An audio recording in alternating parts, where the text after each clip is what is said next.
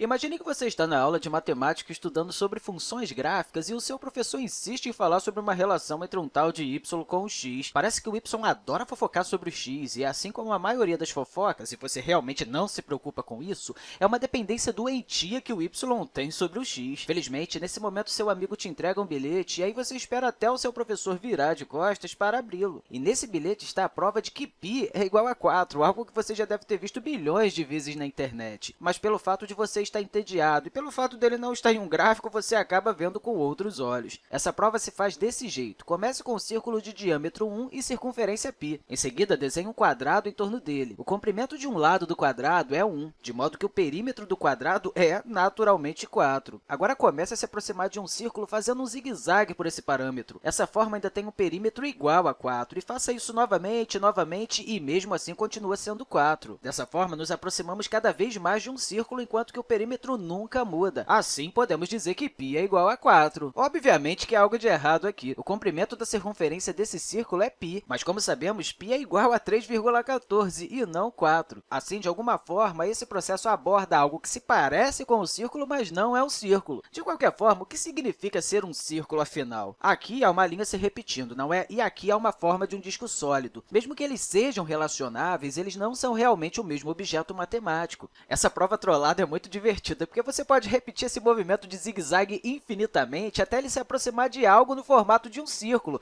mas no sentido do disco, ou seja, algo que se aproxima da área de um círculo, mas não se aproxima de um círculo. Está tudo enrugado aqui. Vamos imaginar que você preenche um canudo nessa coisa para inflar ele. Ao fazer isso, a área é aumentada. Então, fazendo isso, você pode manter o perímetro igual a 4, mas suavizar as infinitas rugas. E aí, você ia obter um perímetro igual a 4 e o diâmetro igual a π. Na verdade, você poderia inflar o quadrado para obter a mesma coisa. Provavelmente, isso tem a ver com a forma dos círculos, que é a maior área possível dado o seu perímetro. Por isso que as bolhas de sabão são esféricas e os pingos de chuva também. Mas, de qualquer maneira, a melhor maneira de responder o seu amigo agora é tentar aplicar o mesmo processo dessa prova falsa a uma outra coisa. Talvez podemos escolher um outro número irracional, como a raiz quadrada de 2. Na verdade, a raiz quadrada de 2 também é um ótimo trabalho, porque também pertence à geometria comum. A raiz quadrada de 2 seria a diagonal de um quadrado com lado 1. Quero dizer, se esse quadrado tem um comprimento de lado igual a 1. Se é um quadrado, a diagonal forma esse triângulo retângulo. E como sabemos, a ao quadrado mais b ao quadrado é igual a c ao quadrado. Na verdade, é assim que você vai começar a demonstração para o seu amigo. Pega um triângulo isósceles onde cada lado tem um comprimento igual a 1. Assim, a hipotenusa vai ser a raiz quadrada de 2. Coloque agora esse triângulo num quadrado de perímetro 4. Agora, podemos abordar um dos triângulos da mesma forma. E cada vez que você fizer isso, o perímetro de toda a forma ainda é igual a 4. E assim, no momento que chegarmos a um triângulo, o comprimento da hipotenusa vai ser igual a 2. Assim, a raiz quadrada de 2 é igual a 2. Agora, entregue isso a seu amigo. Agora, será que ele vai perceber que você está se aproximando de um triângulo sem estar se aproximando de um triângulo? Que um triângulo tem 3 lados, mas a forma que você acabou de desenhar é um polígono de lados infinitos? Um infinígono? Mas não é um do tipo chato. Eu gosto de abordar esses assuntos como se fossem polígonos regulares, e não um círculo que também pode ser tratado como um infinígono. Os infinígonos são mais divertidos quando existe um ângulo real entre os lados. Então, vamos continuar fazendo isso daqui, mas fazendo esse zigue-zague ao longo do caminho. Vamos fazer algo que você decidiu chamar de zigue-infínigono. E aí, você começa a se perguntar quais outros zigue-infínigonos você pode fazer. Talvez você possa começar com uma estrela e fazer esse zigue-zague em todos os pontos e fazer isso de novo até o infinito. Você obtém algo que se parece com um pentágono, mas, na verdade, é apenas uma estrela infinita e com o mesmo perímetro que a estrela original. Ou talvez você poderia ter uma regra onde, a cada passo, você faça um zigue-zague apenas em parte do caminho. Então, o seu zigue-infinígono trará mais textura a essa parte. Talvez você poderia colocar mais alguns zigue-zagues aqui também. Repare que há algo de fractal sobre isso, não é? Exceto pelo fato de que o perímetro nunca muda. Você poderia fazer isso com um triângulo, ou talvez fazer um quadrado que se transforma em um zigue-infiniquadrado. Opa, calma, o professor está se aproximando.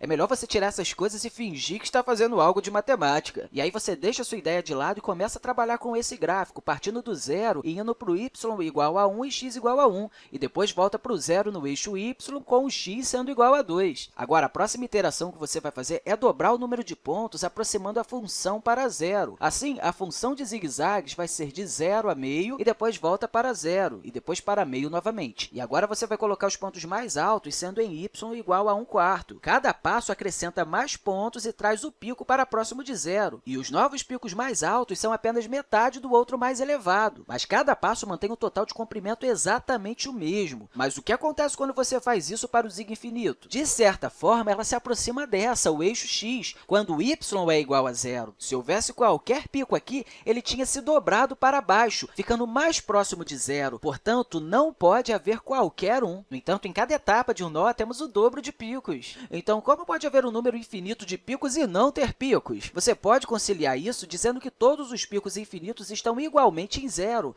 uma vez que todos os picos obtidos é elevado a zero em algum momento. Mas se tudo está em y igual a zero, você tem apenas um segmento de reta de comprimento 2. Isso não faz sentido. O comprimento do zigue-zague permanece o mesmo em cada etapa, e no início é igual a duas hipotenusas de dois triângulos retângulos, ou seja, 2 raiz quadrada de 2. E como sabemos, 2 não é igual a 2 raiz quadrada de 2. Outro problema é que os picos nunca podem ser levados a zero, e nem todos os números podem ser os picos. Qualquer fração tendo uma potência de 2 pode ser um pico em alguma iteração, mas os números com 1/3 ou um número irracional nunca poderá ser um pico ou um zigue-zague. Então, todos têm que estar entre os zigues e os zagues, mas não pode haver qualquer comprimento entre os zigues e os zagues, ou algo que poderia criar um pico que pudesse ser dobrado para baixo. De alguma forma, ele tem que ser infinitamente zigue-zague, onde não há segmentos individuais reais de qualquer comprimento, mas apenas zigues e zagues. No entanto, deve haver um número infinito de números entre cada zigue-zague para caber todos os irracionais,